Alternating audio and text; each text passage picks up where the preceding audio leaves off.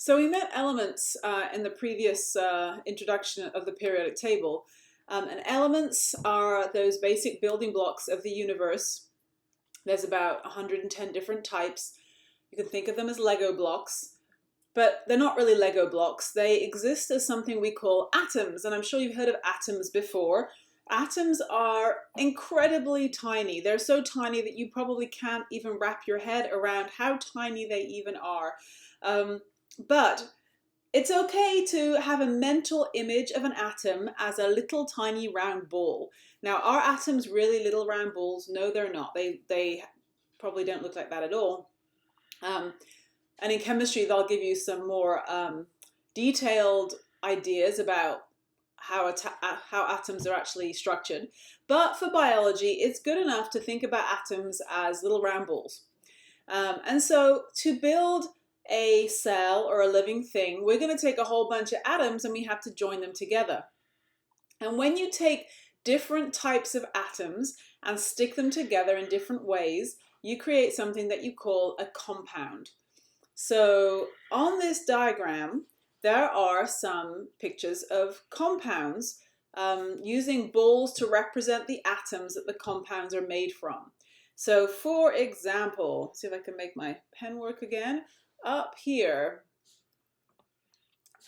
we have a compound. You know it's a compound because it is made of two different color balls. And if we assume that each color is representing a different type of atom, there's two of the white ones and one of the blue ones. So we could consider this a compound because it has two different atoms making it up. This one over here is also a compound. It's got blue balls and green balls and yellow balls. So definitely a compound, three different types of balls all stuck together. And this one over here is also a compound. It's a substance made of a dark green ball and an orange ball somehow glued together. How they're glued together we're going to get to later, but these substances we can consider compounds. This thing here is not considered a compound, even though it's got two atoms glued together or stuck together in some way. It's not a compound because those are not different atoms. How do you know they're not different atoms? Well, if you were going with the color coding here, they're the same color, so it's two of the same type of things stuck together.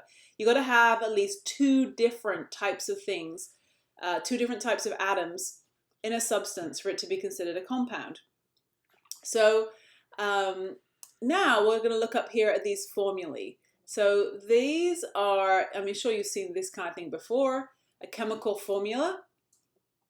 So a chemical formula is really a shorthand way of writing a recipe for how many of which kind of atoms do you need to make this substance. So for example, if we take this formula here, K2SO4, what this is telling me is that to make this substance, whatever it might be, doesn't really matter what it is, I need two potassium atoms, because K is the symbol on the periodic table for potassium, two potassiums, one sulfur, and four oxygens. Now, just so that you've got a couple things going on here, the number belongs to the letter that is right before it. So that 2 belongs to the K. So it's saying I need two Ks, or two potassium atoms. If there's no number, it's basically a 1 and we just miss it out. So really it could be a 1 here. But if there's a 1, we just don't bother writing it in. We just assume you know it's supposed to be there. So it's one sulfur atom. And then this 4 belongs to the O. So this is saying two potassiums, one sulfur, and 4 oxygen atoms. Those all need to be glued together to build this substance. So over here, this is another one. For this substance, we need 2 hydrogens and 1 oxygen to build H2O, which you should know is water. And then here we have NaCl. Now let's make sure we realize that the N and the A go together. This is one thing because that's lowercase, so these go together. This is sodium. And then Cl, this is a lowercase l, so this lowercase l goes with the C. This is chlorine. So one sodium atom, one chlorine atom. Stick them together, you make this stuff.